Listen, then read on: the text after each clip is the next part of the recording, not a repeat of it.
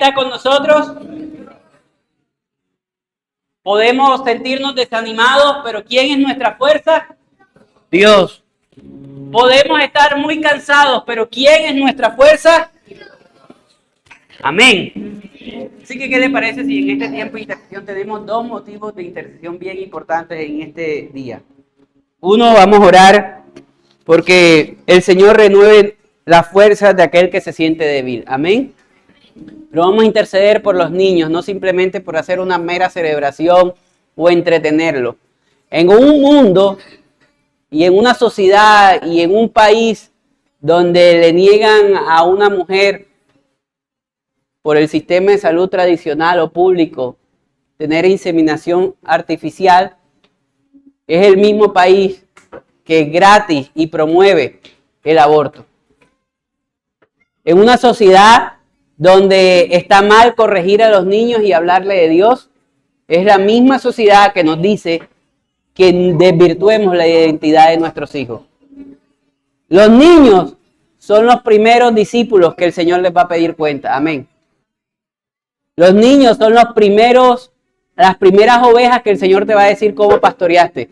Mujeres, el Señor no te va a preguntar si conservaste tu juventud, tu belleza, cuántos títulos tuviste. El Señor no te va a preguntar cuánto dinero, cuánta posición tuviste, sino el Señor, cuando estés delante de Él, te va a decir qué hiciste con el fruto de tu vientre que te permite cargar. Toda la vida es esta, el fruto del vientre. Hombres que estamos aquí, el Señor no nos va, en el cielo no nos van a aplaudir por cuánto trabajamos, en el cielo no nos van a aplaudir porque predicamos todos los domingos, en el cielo no nos van a aplaudir por eso. El Señor nos va a pedir cuentas primeramente por nuestros hijos. Amén. Así que dos motivos de oración, ¿cuáles son? El Señor fortalezca al que está débil y el Señor proteja a nuestros hijos y les ayude a que ellos sean sensibles a su palabra. Amén. Señor, en esta mañana oramos, Señor. Dios, yo puedo ver su rostro, Señor. Yo puedo verlos a ellos, Señor, pero tú no miras simplemente la apariencia, Señor, sino que tú ves el corazón. Señor, yo puedo escuchar las palabras de mis hermanos, pero tú escuchas el gemir y el latir de su corazón, Señor. Yo puedo conversar y charlar con ellos, Señor, pero tú conoces cada una de sus peticiones que están delante de ti, Señor.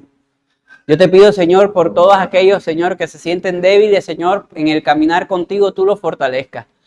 Que se sienten débiles en su fe, oh Dios, Padre, tú fortalezcas su fe, Señor, y ellos perseveren hasta el final, Señor.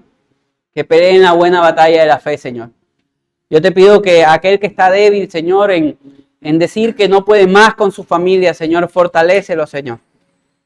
Fortalécenos en medio de la prueba, fortalécenos en medio de la aflicción, fortalécenos en medio de nuestras emociones, fortalécenos en medio de nuestras debilidades, fortalécenos en medio de nuestras necesidades, oh Dios. Sé tú la fortaleza de nuestra vida, Señor. Qué necio sería confiar en el hombre. Qué necio sería no saber que nuestra vida reposa y está en tus manos, oh Dios. Señor, pero en esta noche, Señor, junto con mis hermanos, Señor, extendemos nuestras manos a estos niños, Señor. Padre, tus hijos, Señor, si están en este mundo, están con un propósito, Señor. Señor, esta es la confianza que tenemos, Señor, que tu gracia, Señor, y tu salvación, Señor, llegará a sus corazones y a sus vidas, Señor. Señor, te pedimos, oh Dios, que tú los guardes, Señor. Que tengas misericordia de ellos, que prepares el camino por el cual deben andar, Señor. Que nos ayudes a nosotros como padres, Señor. Ser ejemplo, ser el mensaje, Señor, tuyo en la vida de ellos, oh Dios. Señor, te pedimos que los guardes, Señor, de todas aquellas personas que quieren hacerles daño. Te pedimos, Señor, que ellos no sean como nosotros. Te pedimos que ellos sean como tú, Jesús. Te pedimos, Señor, que ellos sean 10 veces, oh Dios, más, Señor, sensibles a tu voz, a tu palabra, Señor. Señor, en esta mañana, Señor, te queremos pedir por nuestros hijos, oh Dios. Guárdalos, ayúdalos, Señor. En este mundo caído, Señor, que tienen que atravesar tantas aflicciones, Señor. Padre, te pedimos que tú los guardes y los fortalezcas. En el nombre tuyo, Jesús, oramos. La iglesia dice, ¡no! Un aplauso para los niños. Puede tomar su asiento y antes que los niños salgan, antes que vamos a escuchar la palabra. La palabra. Jeremías capítulo 9, versículos 23 y 24. Si yo les preguntara a ustedes, ¿en quién debemos confiar? ¿Ustedes en quién me dirían? Si yo les dijera, ¿quién es la persona más poderosa? ¿Ustedes quién me dirían? Pero entonces, ¿por qué cuando estamos en algún problema o por qué cuando un amigo tiene un mejor juguete, no nos olvidamos que Dios es mejor que todo lo que podemos tener en nuestra vida? ¿Por qué cuando alguien se burla de nosotros, se nos olvida que Dios puede ser lo mejor en nuestra vida? Jeremías nos invita, y en este tiempo de generosidad, la invitación no es dar para que Dios nos dé más. La invitación es dar porque confiamos en Él. ¿Quién nos dio la ropa que tenemos hoy puesta?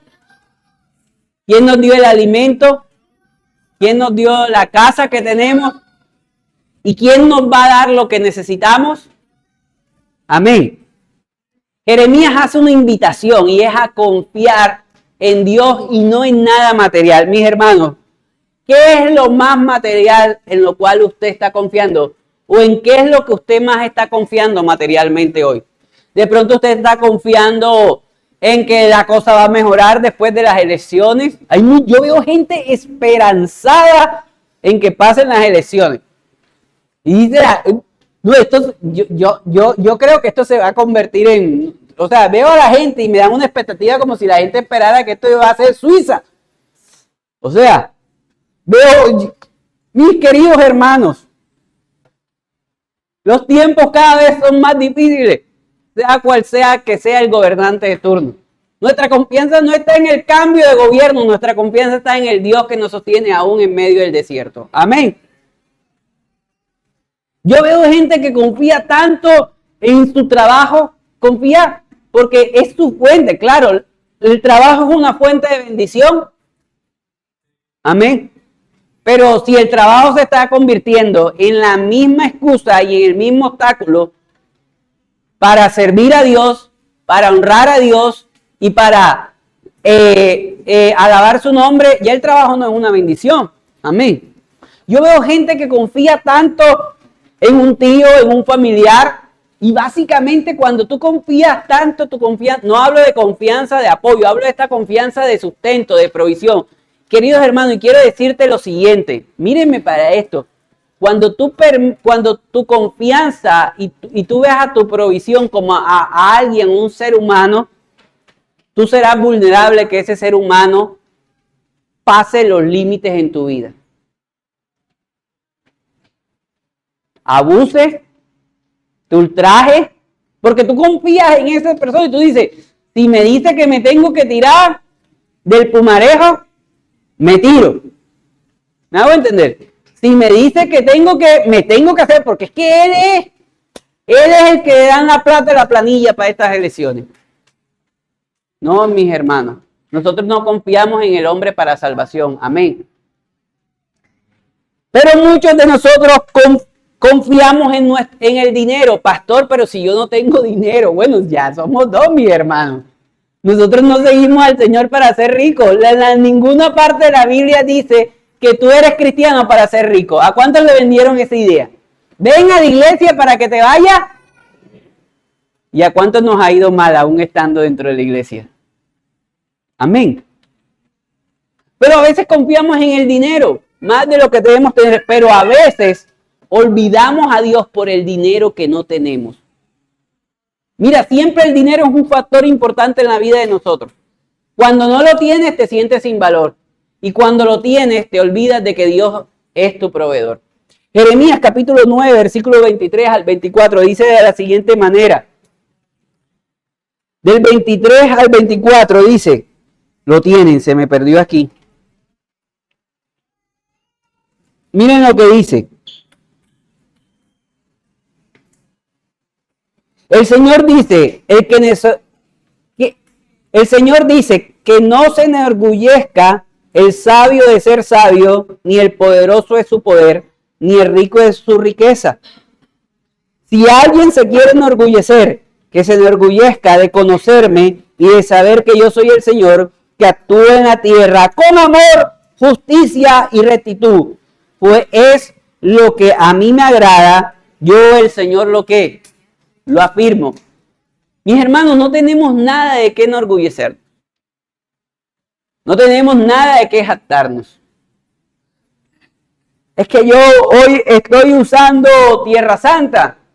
Mañana estaré usando cualquier cosa de cualquier tienda. Mi valor no está en la ropa que tengo, mi valor está en la sangre que se derramó por mi vida. Amén. Pero cuando hablamos de generosidad y de dar, la gente no da porque no tiene. No tiene lo que considera que tiene que dar. Dios no te pide que no des nada que no tengas. Dios te pide que des conforme a Él te ha bendecido. Amén. Conforme a lo que Él te ha bendecido. Y esto es fácil decirlo cuando nos ganamos 10,000 pesos diarios y dar 1,000. Pero ¿qué tal cuando te ganes 1,000,000 y dar 100,000? Ejemplo.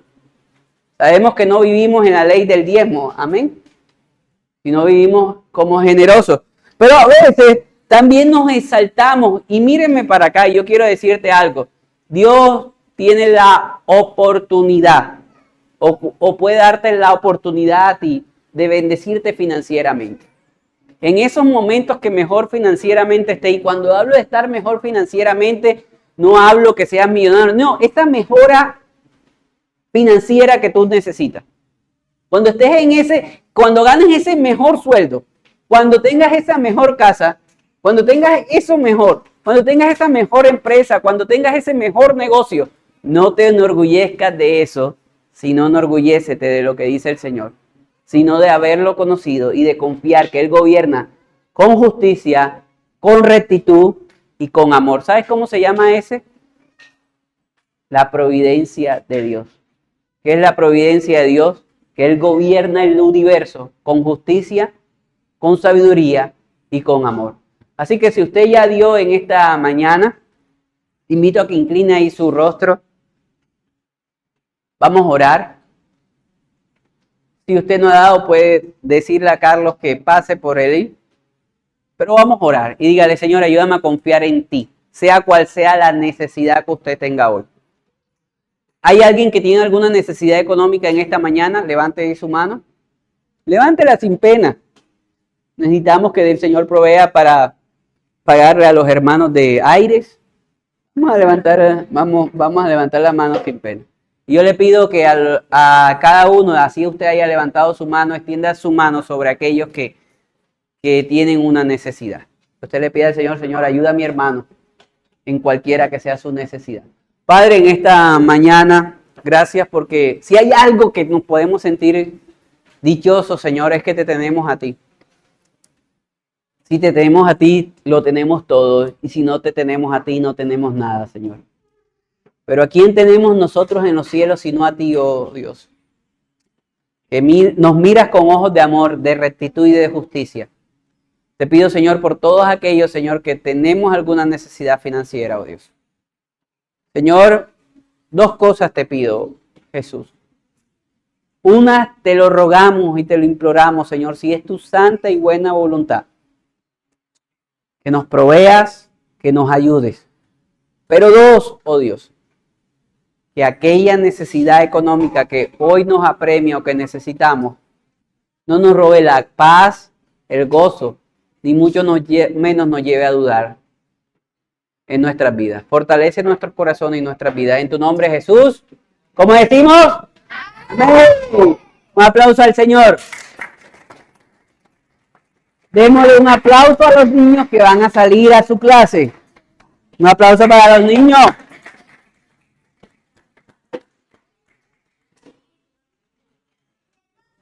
Oye, los niños servidores, claro, es verdad, la silla. Él está diciendo que cojan la silla.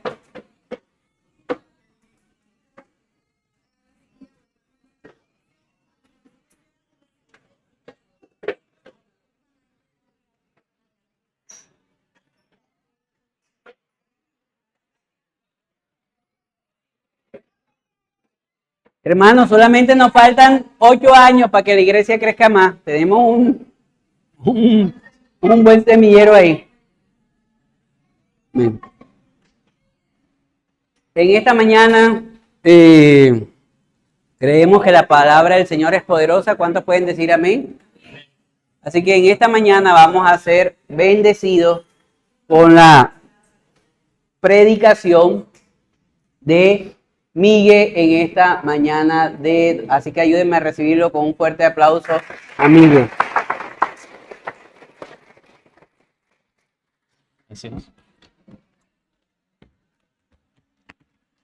Buenos días. ¿Cómo amanecen? Estamos aquí todos. Sí. Somos los que somos, estamos los que estamos, ¿verdad? Bueno, sí, estoy con el privilegio de compartir la palabra hoy con ustedes. Siempre es un privilegio poder hablar de la palabra de Dios y que sea la palabra quien moldee al final la vida de cada uno de nosotros. Salmo 119,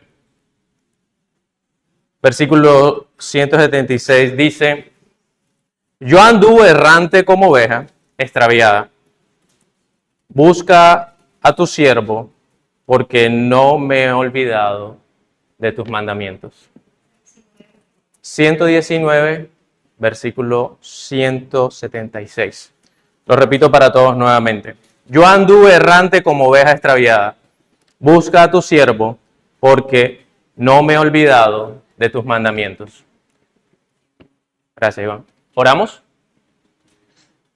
Señor, yo te doy gracias por este día, por esta oportunidad que me das a mí de compartir tu palabra, pero también por la oportunidad que tenemos todos de congregarnos como tu iglesia, como tus hijos, Señor, para la edificación de los santos, Señor, como dice tu palabra. Yo te pido hoy, Señor, que me uses como instrumento útil en tus manos y que pueda ser ese conductor que lleve la verdad de tu palabra antes que mis ideas personales, porque reconozco y reconocemos que en tu palabra es donde está la verdad y la cual debe ser expuesta. Ayúdanos a todos, Señor, a ser edificados a través de tu mensaje y que podamos seguir manteniéndonos, Señor, en el camino hacia la santificación, Señor, y la perfección que tú pides de nosotros. En el nombre de Cristo Jesús. Amén. En Semana Santa vi algunos contenidos en redes sociales asociados a la Semana Santa. No tiene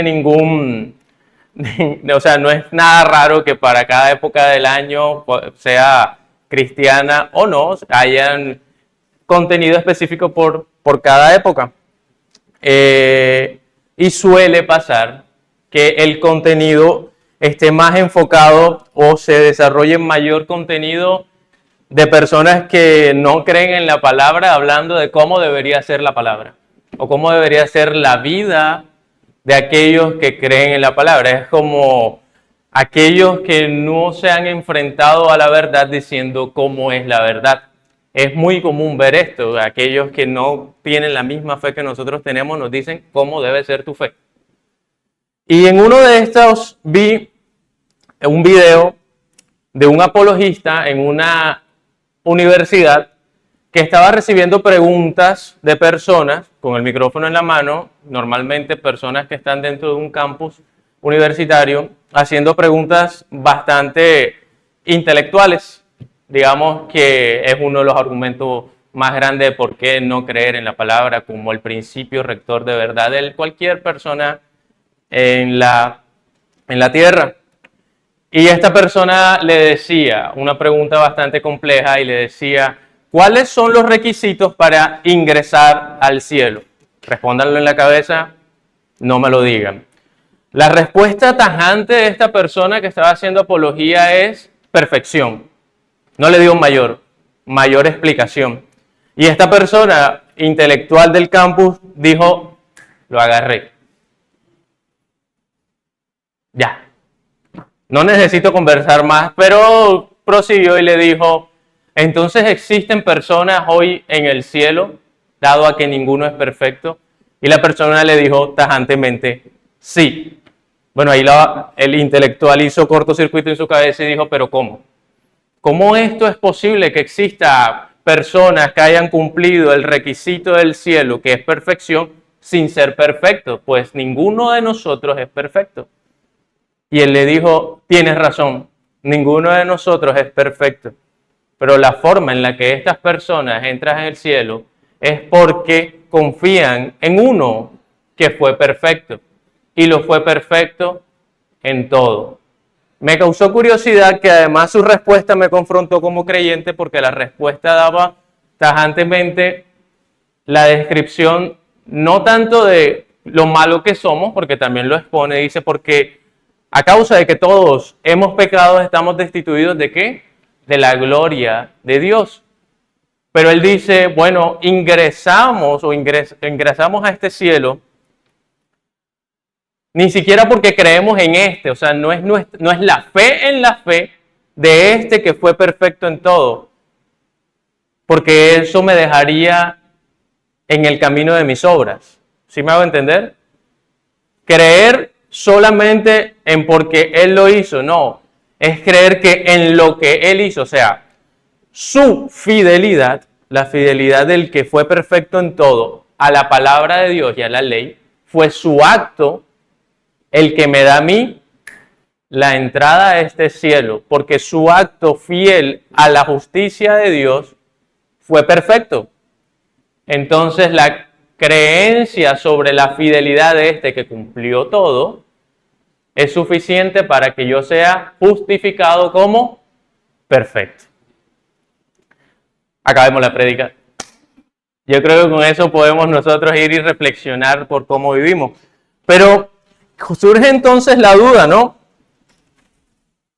¿Por qué creemos en este mensaje? ¿Sobre qué sustentamos que este mensaje es verdad, todo lo que les estoy diciendo?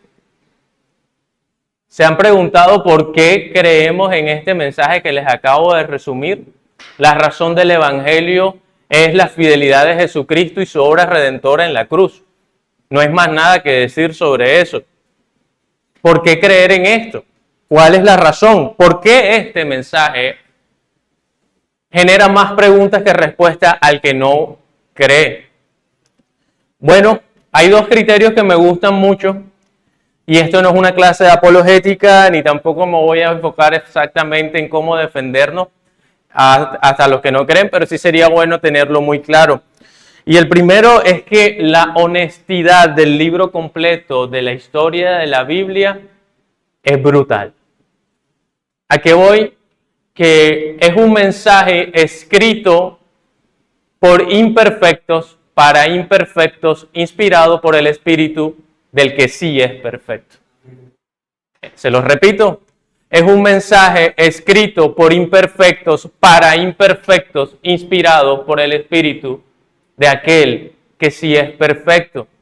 Y cuando digo que es honestamente brutal o brutalmente honesto, es que la Biblia no se encarga de esconder los errores de estos imperfectos en ningún momento. Moisés mintió, David mató, adulteró, Pedro negó a Jesús 3 veces, y si hacemos la lista es incontable de todas las veces en las que los grandes hombres que se cuentan dentro de este libro fallaron al Señor. Ninguna gran historia en la humanidad ha sido escrita a través de un perdedor. Nadie muestra a sus grandes héroes como quienes pierden, al menos hasta la visión de ellos. Pero el santo es santo hoy día porque su imperfección fue redimida de alguien que fue considerado en el mundo como un perdedor. Y solamente esto tendría veracidad si esta verdad se hubiera contado de manera alegórica como siempre un ganador. ¿Qué sentido tiene exponer a mi única esperanza de redención como un perdedor? La Biblia es honestamente brutal sobre aquellos que hemos sido imperfectos. Segundo punto que me gusta mucho, nuevamente, no es una clase apologética y la idea no es quedarme aquí. Además que no soy un apologeta formado. El criterio histórico, que es importante, además de la honestidad del texto, nos cuenta que nadie muere por una mentira. Y todos los cristianos del primer siglo, yo podría decir hasta el quinto, murieron por convicciones aferradas a la verdad de Jesucristo. Mírenlo en Pedro. A pesar de que negó al Señor 3 veces, decidió, por temor a su vida, pero decidió reafirmar la verdad, porque sabía que hasta por eso entregaría su vida. Nadie entrega su única esperanza de cambio a un perdedor, a menos que ese perdedor ya lo haya ganado todo. O en las palabras del apóstol Pablo, si la resurrección no fue cierta, en vano fue nuestra fe, o hace hoy nuestra fe sentido. Entonces, aquí podemos dar un argumento sólido de por qué la palabra de Dios es el principio rector de nuestra creencia. Y esto es una breve introducción, no simplemente para mostrarles por qué en lo que creemos y por qué lo creemos es verdad, sino también para traer a colación que si este es un libro que fue escrito de imperfectos para imperfectos, usted y yo estamos en el mismo saco de constantes errores frente a la presencia de Dios. ¿Está usted entonces calificado para entrar al cielo? Yo diría que yo no. Cristo me califica para entrar al cielo, pero yo no. Aquí entonces sí me gustaría que diéramos inicio a la prédica teniendo en cuenta el pasaje central que será Salmo 119. Lo pueden buscar. De hecho, aquí donde comenzamos con Salmo 119, 176, ¿recuerdan qué dijo? El salmista en ese momento dijo, yo anduve errante como oveja extraviada. Busca a tu siervo porque no me he olvidado de tus mandamientos. ¿Quién se vende como tan malo como para poder dar una razón, una explicación? Una breve introducción y para entrar en contexto, el Salmo 119. Bueno, primero antes de eso. ¿Quién me dice, diciéndolo o dándome por lo menos la cita, cuál es el versículo más corto de la Biblia? El versículo más corto. ¿Qué? 123. El versículo. El versículo más corto de la Biblia. Más corto. El versículo. No sabemos. El versículo más corto, como un tema de conversación, si algún día lo quieren sacar, está en Juan 11:35. Dice, Jesús lloró. Ya, Juan 11:36. ¿Por qué Jesús llora? Por la muerte de Lázaro. Resumen. Tip para que lo tengan. Bueno, estamos a punto de leer el capítulo más largo de la Biblia. No hay capítulo más largo que Salmo 119. No se asusten, no lo vamos a leer todo. A mí también me dio ansiedad pensar que como que la prédica que tengo va a tratar 176 versículos. Y sobre el Salmo 119 quiero decirle algunas cosas, así como el versículo más pequeño de la Biblia. Me gustaría decirle que el Salmo 19 habla directamente de este principio rector, de la palabra de Dios. Pero igual que el Salmo 119, el Salmo 1 y el Salmo 19 también hablan explícitamente de la palabra de Dios. El patrón de pensamiento del Salmo 1 es exponer la bienaventuranza de estar al lado de la palabra de Dios. Y el 19 destaca la suficiencia de la palabra como algo más dulce que la miel y valioso que el oro. el Salmo 1 y el Salmo 19. Curiosamente, cuando ustedes hacen 1.19, esto no es numerología, ahora no vayan a apuntar el 1.19, ahora no vayan a coger que no, que el Salmo es el libro tal de la... No, nada, simplemente es una curiosidad numérica que el Salmo 119 toma ambos conceptos y los, digamos, lo pone en un solo consolidado, los consolida como tal. Y como para que lo tengan claro, y por eso cuando lo vean en su Biblia van a ver estos detalles, el Salmo 119 fue escrito de manera acróstica. ¿Qué significa eso?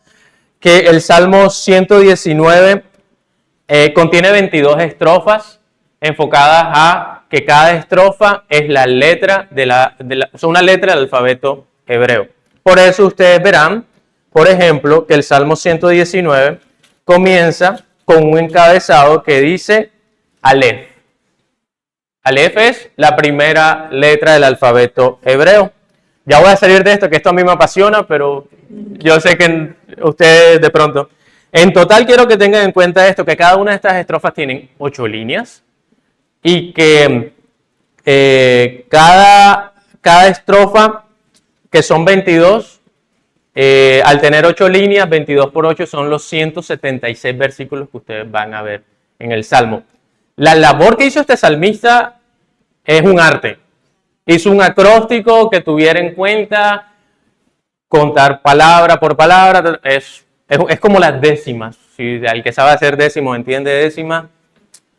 No le encuentran mucho sentido en el español, pero en el hebreo cada cosa rima y queda en su tiempo como es. Pero lo más importante no es la estructura como tal del Salmo. Lo más importante realmente es que nuevamente es un salmo escrito por un imperfecto que falló, pero que reconoce que el haberse extraviado le hace la necesidad de volver a aquel que ha cumplido todo y que a pesar de su extravío decide buscarlo y que su esperanza está marcada en poder exponerse a la ley de Dios, a la palabra de Dios, recordarla y siempre redireccionar el camino. Eso es el gran resumen del Salmo 119. Pero vamos a ir viendo las primeras 5 estrofas del Salmo 119. Vamos a ir haciendo un paralelismo de cómo estas 5 estrofas también muestran a Cristo dentro del Salmo 119. Y como ya bien les dije, si se dan cuenta en sus Biblias está Aleph, Bet, Gimel, Dolet y He. Si lo decimos en esta época, básicamente vamos a leer del Salmo 119 del 1 al 40. Pero cada estrofa será un punto a tratar dentro de la prédica del día de hoy. Entonces trataremos Aleph, Bet, Gimel, Datet y He. A cada uno de estos le traté de dar un punto central de lo que trata. Aleph. Voy a leer con ustedes. Dice, Reina Valera 1960 es esta versión. Bienaventurados los perfectos de camino. ¿Quiénes? Los perfectos de camino. Los que andan en la ley de Jehová. Bienaventurados los que guardan sus testimonios y con todo el corazón le buscan. Pues no hacen iniquidad. Los que andan en sus caminos, tú encargaste que sean guardados tus mandamientos. Ojalá fuesen ordenados mis caminos para guardar tus estatutos. Entonces no sería yo avergonzado cuando atendiese a todos tus mandamientos. Te alabaré con rectitud de corazón cuando aprendiere tus justos juicios. Tus estatutos guardaré. No me dejes eternamente. El salmista es increíblemente honesto nuevamente, pero reconoce su incapacidad de cumplir la ley por sus propios medios. Pero también reconoce en la ley, que es la palabra de Dios, la bendición o las bienaventuranzas de cumplirla. se da cuenta lo importante de poder tener una correcta relación con la palabra de Dios. Miren que dice, bienaventurados los perfectos, los que andan en la ley de Jehová. Sin embargo, reconoce su incapacidad de hacerlo bajo sus propias fuerzas. ¿Alguna vez han escuchado, si alguien me puede ayudar, Mateo 5:48, que nos manda a hacer el Señor Jesucristo? ¿Quién lo tiene?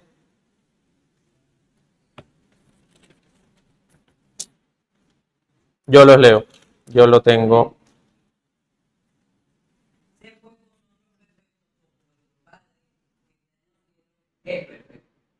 ¿Estaba siendo injusto Jesucristo? No es para nosotros una opción el no tratar de perseguir el camino de la perfección. Es una orden. ¿Qué dice? Sean ustedes entonces perfectos. Y básicamente es lo mismo que dice el salmista. Bienaventurado aquel o aquellos que son perfectos.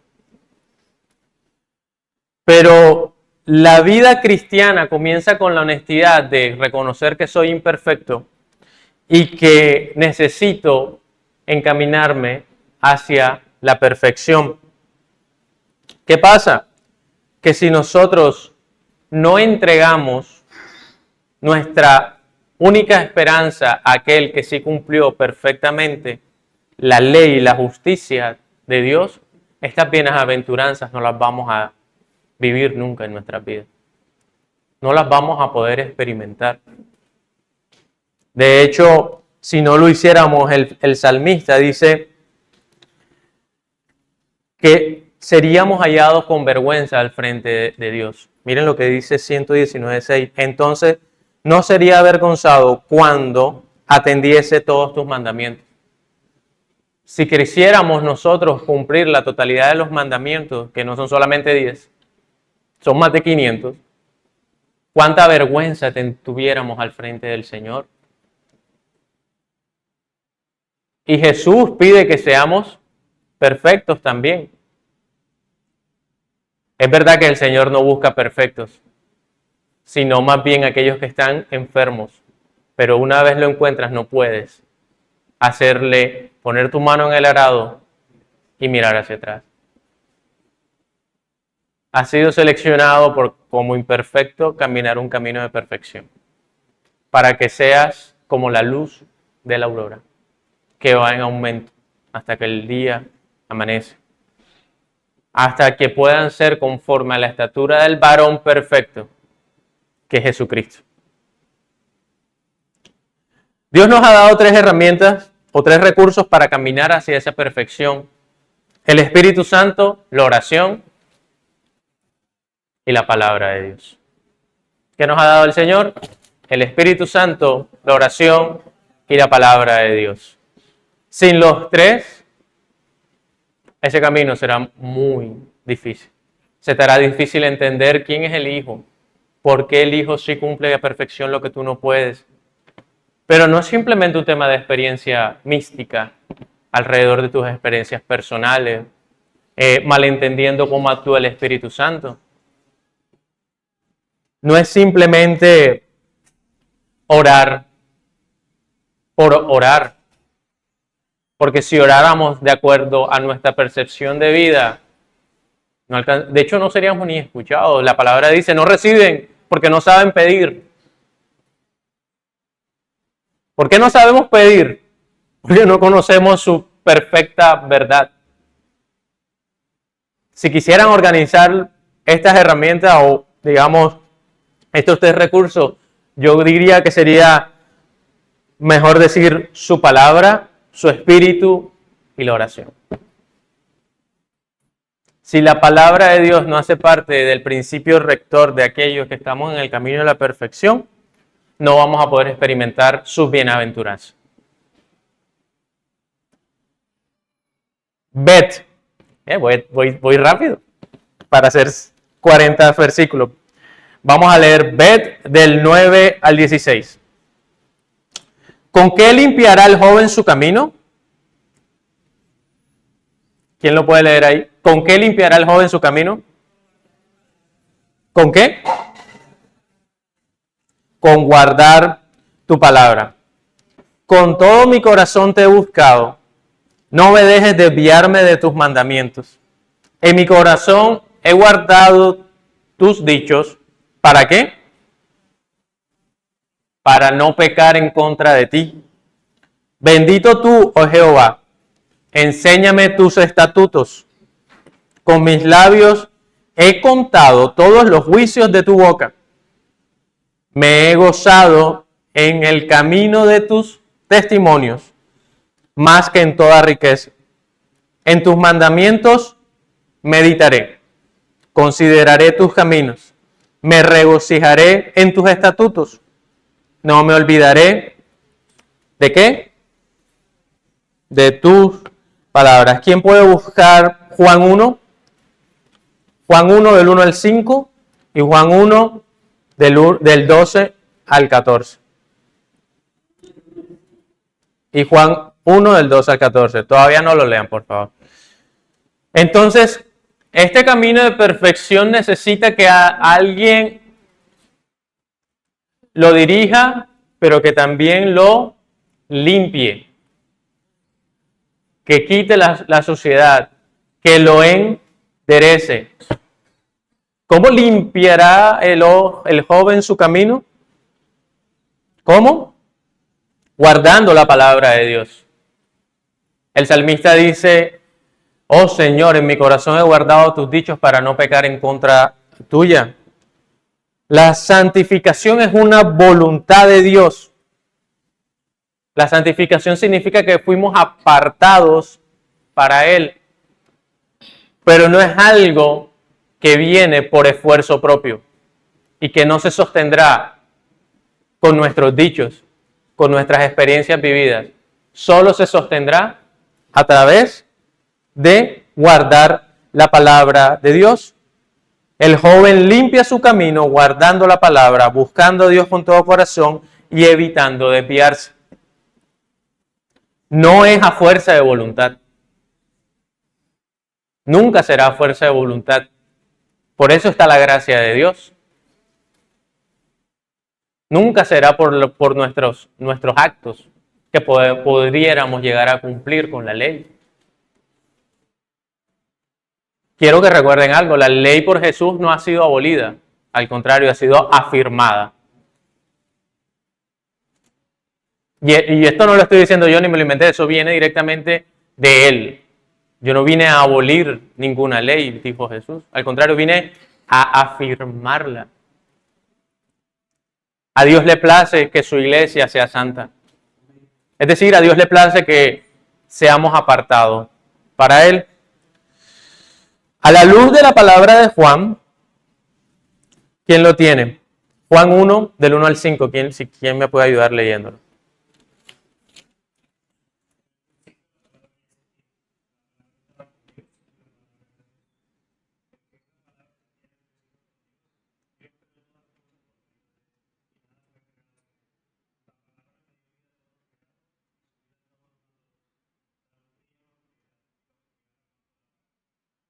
En el principio ya existía el verbo, dice Reina Valera, y el verbo era con Dios. Y el verbo era Dios. Dice que todo lo que existe fue creado a través de Él y para Él.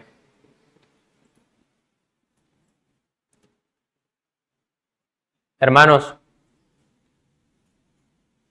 la palabra más que leer un libro es relacionarse con una persona y es la persona de Jesucristo. Porque Él es la palabra. La palabra más que leer un libro es relacionarse con una persona y es Jesucristo. Porque si no guardamos esta relación o comunión con Cristo, que es el Verbo encarnado,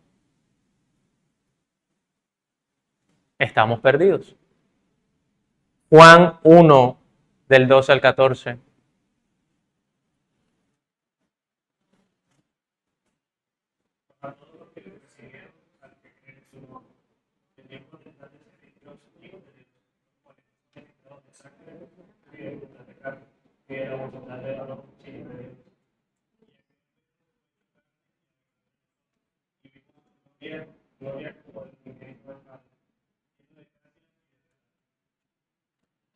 El Verbo fue encarnado, habitó entre nosotros, lleno de gracia y verdad, para la corrección del camino hacia la perfección.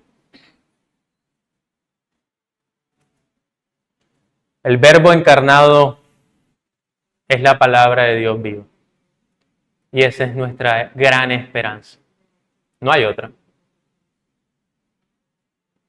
Y sí, fuiste llamado a ser perfecto.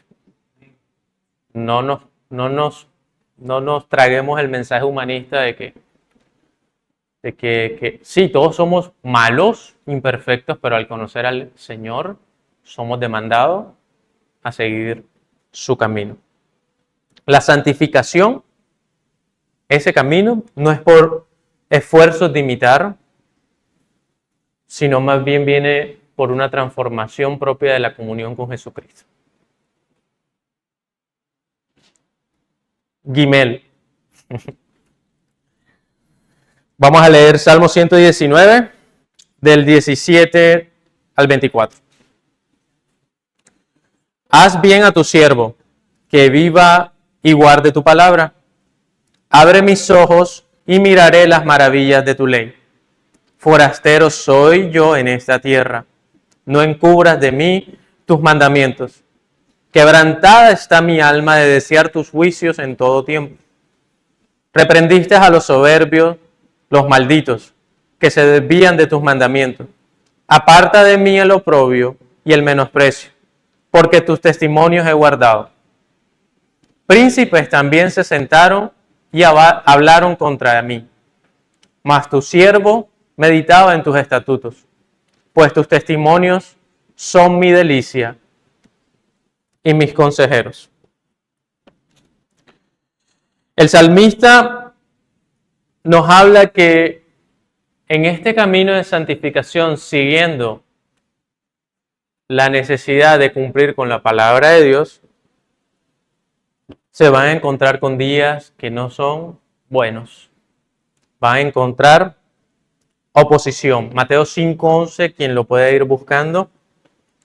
El salmista habla en Gimel, es decir, del Salmo 119, del 17 al 24, dice que la gente se burla de él, hay desprecio, mentira, aún personas de alto cargo lo hacen, como los príncipes.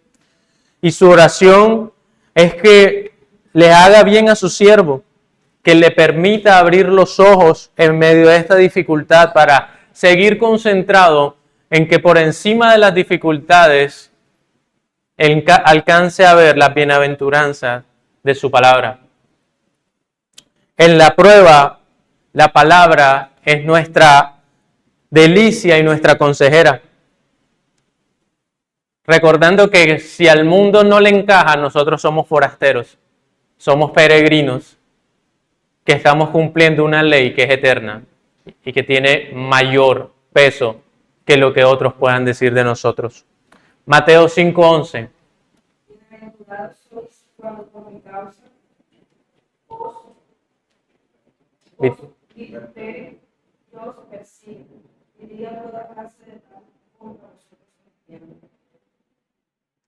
Bienaventurados son cuando por causa de Jesucristo somos vituperados, burlados, señalados, menospreciados, tratados como retrógradas, locos, conservadores, anticuados. Bienaventurados somos cuando a causa de lo que conocemos de Jesucristo, nuestra vida se rige y la mantenemos. Bienaventurados somos. La esperanza que tenemos es que en medio de la oposición, en medio de nuestras dolencias por esta oposición, la palabra de Dios está ahí para ser quien nos aconseja, quien nos da ánimo nuevamente. Esta es la herramienta más poderosa que el Señor nos ha dejado. y es cómo podemos conocer mejor a Cristo. Si no es por la palabra, yo no te lo puedo modelar bien.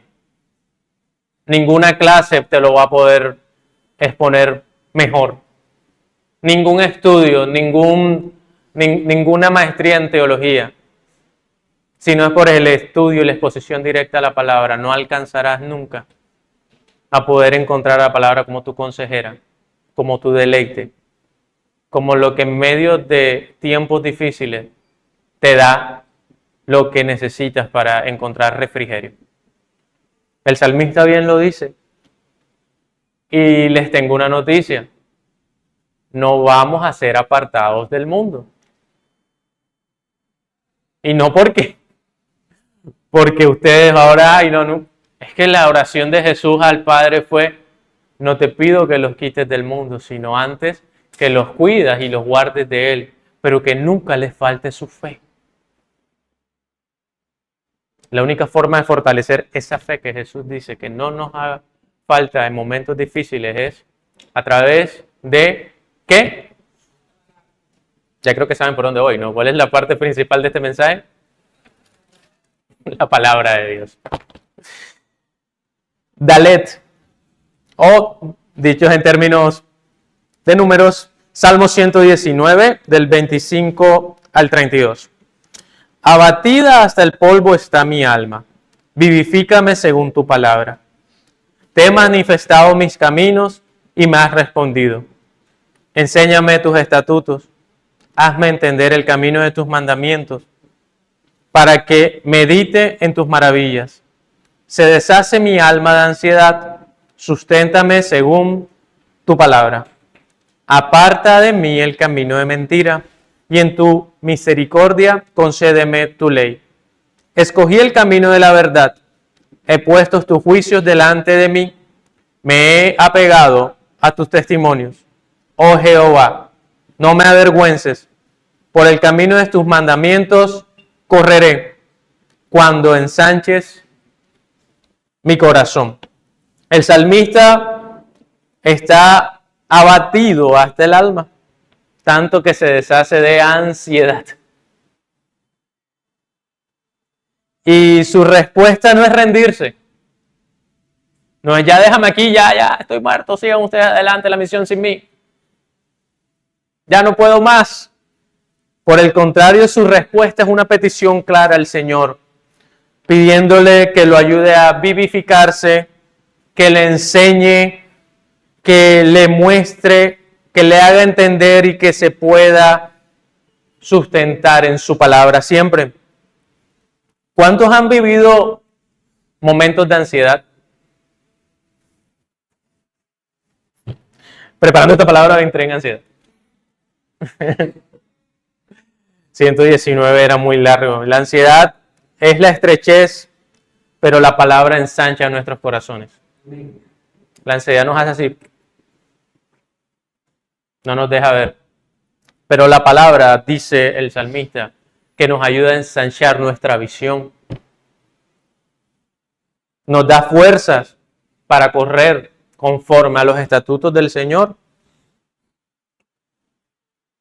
Aquí vemos cómo los creyentes, cuando tenemos momentos más bajos y más difíciles de soportar, solo podemos confiar en la palabra y no en nuestros propios esfuerzos. No hay ninguna terapia y ninguna meditación de repítete constantemente que todo va a estar bien, que todo va a estar bien. Que te ayude tanto como enfrentarte a la palabra de Dios. En el trabajo, bueno, uno de los trabajos, pero en el trabajo con el que hay una compañera que tiene ataques de ansiedad constantemente. La persona con mayor, es mayor que todos, pero ha vivido temas bastante complicados. Hay algo que hemos procurado y es que las personas que estén cerca de nuestro círculo de trabajo, que entren, su principio rector sea la palabra. Por eso cuando nos dicen que nos vamos a meter a alguien nuevo, tratamos de conducir a esa persona sin saber si es creyente hacia las verdades de la palabra. No diciendo la Biblia dice, pero sí diciéndole aquí no se dice mentira. Es mejor que diga qué pasó, es mejor que cuentes cómo son las cosas. A mí no me trates de engañar porque... Y si nos equivocamos todos, nos vamos todos. Somos un equipo de trabajo. Esta persona, cuando hay momentos de tensión bastante grande, se descontrola. Es hermana en la fe. Y cualquier día me dijo una frase que me resonó mucho y no me la permití continuar. Me dijo, estoy desesperada, pero tengo mi mantra. ¿Cómo así que tengo mi mantra? Y yo la dejé hablar, dice, mi mantra, me repito cada rato, debo ser agradecida, todo va a estar bien, debo ser agradecida, todo va a estar bien, debo ser agradecida, todo va a estar bien, debo ser agradecida, todo va a estar bien. Yo le dije, es verdad lo que tú estás diciendo, pero todo no va a estar bien, porque repitas constantemente, debo ser agradecida, todo va a estar bien.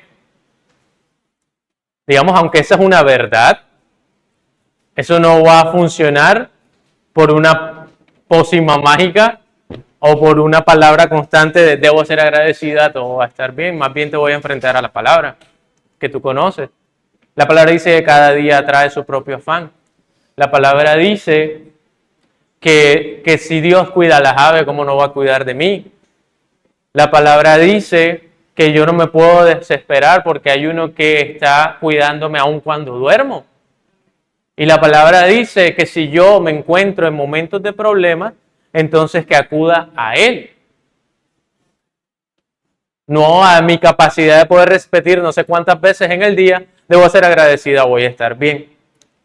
Se lo dije en amor. Y porque también a veces sale de pelea conmigo y yo no me entero y después, como 3 días después, ay, ¿tú por qué no me has hablado? Ah, porque tú tal cosa. Por todo se ataca también. Hasta le mandé una canción para que fuera más fácil decirle eso.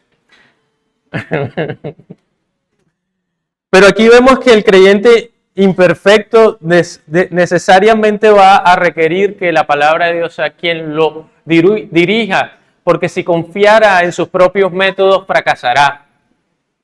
Romanos 7 del 23 al 25, si lo tienen, me pueden ayudar. Igual yo, primera vez que pongo estos stickers y no lo sé ni usar con stickers, me pierdo hasta con los stickers. Ahí dice bien claro Romanos y no lo estoy encontrando. Así que ayúdeme usted, aquí lo encontré. Romanos 7, del 23 al 25, es el apóstol Pablo hablando de lo que no puede hacer a través de sus propios métodos. ¿Alguna vez ustedes han escuchado qué tan bien educado estaba el apóstol Pablo? Dicho por él mismo, si alguien tiene que gloriarse, soy yo.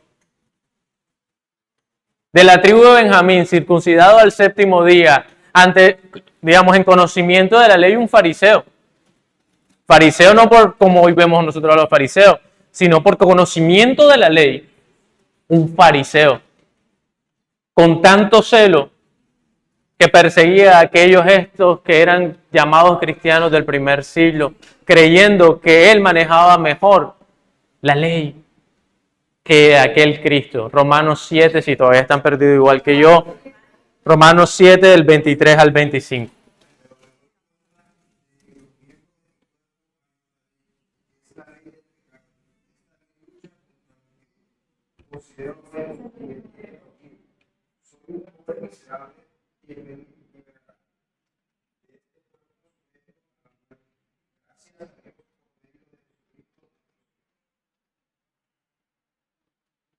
Sigue, ¿no? Así que yo mismo con la mente sirvo a la ley de Dios, mas con la carne le doy al pecado. Sirvo a la ley del pecado. No importa cuántas veces mi amiga o mi compañera de trabajo repitiera todo va a estar bien, debo ser agradecida. Esa ansiedad no le iba a acabar hasta que no se expusiera a la palabra de Dios. No importa cuántas veces quieras volver a tus buenos planes. Dios tiene un plan mejor siempre.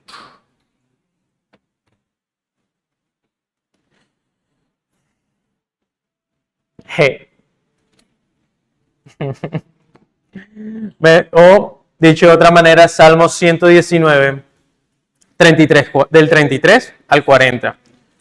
Y si usted estaba ansioso, quiero decirle, ya estamos terminando. Enséñame, oh Jehová, el camino de tus estatutos, y los guardaré hasta el fin. Dame entendimiento, y guardaré tu ley, y la cumpliré de todo corazón. Guíame por la senda de tus mandamientos, porque en ella tengo mi voluntad. Inclina mi corazón a tus testimonios, y no a la avaricia. Aparta mis ojos, que no vean vanidad. Avívame en tu camino. Confirma tu palabra a tu siervo, que te teme. Quita de mí el oprobio que he temido, porque buenos son tus juicios. He aquí, yo he anhelado tus mandamientos. Vivifícame en tu justicia. ¿Identifican cuál es el deseo del salmista? A pesar de que comenzó entendiendo de que es imperfecto, que ha pecado, que sería bueno poder cumplir con su ley, pero que se da cuenta que es insuficiente. El deseo del salmista es perseverar hasta el final guardando la palabra de Dios. Frases que usa de manera clave es que le ayuda a aprender continuamente. Este debe ser el deseo del creyente, aprender ¿qué? Continuamente en la palabra de Dios. Que le dé entendimiento espiritual, que se pueda obedecer a esta palabra. El que cree en Jesús solo puede obedecer a través de la gracia de Dios, que pueda ser guiado por Dios y no por la opinión humana, que pueda enfocar sus ojos en lo eterno y no en la vanidad, y que pueda anhelar profundamente buscar esta palabra constantemente. Dios promete que perfeccionará, y esta es nuestra esperanza, la buena obra que comenzó en nosotros. Filipenses 1:6. Porque aquel que comenzó la buena obra en ustedes es justo y fiel para perfeccionarlo hasta la venida de Cristo Jesús y a la estatura perfecta del varón. La perseverancia no es un producto del esfuerzo humano, sino la ayuda del Espíritu Santo para continuar con lo que se nos dio como una tarea. ¿Cuál es la tarea? Entonces ustedes sean perfectos como el Padre que está en los cielos. El Salmo 119 muestra que la vida cristiana se sostiene sobre ¿qué? Yo creo que ya pueden responder eso. La palabra de Dios. ¿Por qué? Porque limpia al que se ha manchado. ¿Por qué? Porque fortalece al que está abatido. ¿Por qué? Porque redirecciona al que se ha extraviado. ¿Por qué? Porque consuela al que tiene tiempos difíciles. ¿Por qué? Porque vivifica al que está acostumbrado y muerto en la rutina. ¿Y por qué? Porque permite que perseveremos hasta el final. La vida cristiana es sostenerse sobre la palabra de Dios. Y todo esto es posible no solo porque esto es texto, no solo porque esto es un libro más de autoayuda, no solo porque esto muestra buenos consejos y lo abro de manera aleatoria y caí aquí y entonces habla de que esta es mi palabra hoy como si fuera el horóscopo. No es por eso. No es solo por eso. Es porque esto lo dijo Jesús, que todo el Antiguo Testamento y todo el Nuevo Testamento habla de Él. Es porque esto es el Verbo encarnado, esto habla del Verbo encarnado, del que vino a habitar por nosotros. Dios nos manda a ser perfectos. Y esta exigencia, aunque parezca difícil, no es para condenarnos, no es para que te sientas frustrado, sino por el contrario, nos envía esa tarea de caminar hacia la perfección porque nos ha dado cómo orientarnos a través de su palabra.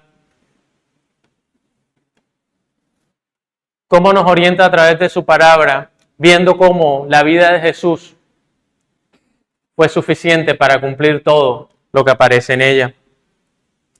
Por tal motivo, la palabra santifica al imperfecto y lo lleva en el camino de la salvación y perfección.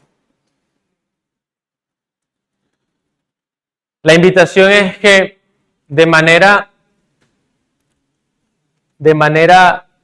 personal e independiente, cada uno de nosotros atesoremos cada una de las palabras que están escritas en este texto, que fue inspirado directamente por Dios. Y recordarles que la palabra fue escrita por imperfectos para imperfectos, que tienen la esperanza en uno que sí fue perfecto. ¿Oramos? Señor, yo te doy gracias hoy por este día. Te doy gracias, Señor, porque a través de ti podemos darnos cuenta la verdad de tu palabra. Te pido que podamos alcanzar la completa dependencia de lo que tú nos invitas a hacer a través de tu palabra. Si alguno se ha extraviado, Señor, vuélvelo al camino, Señor, a través de tu verdad.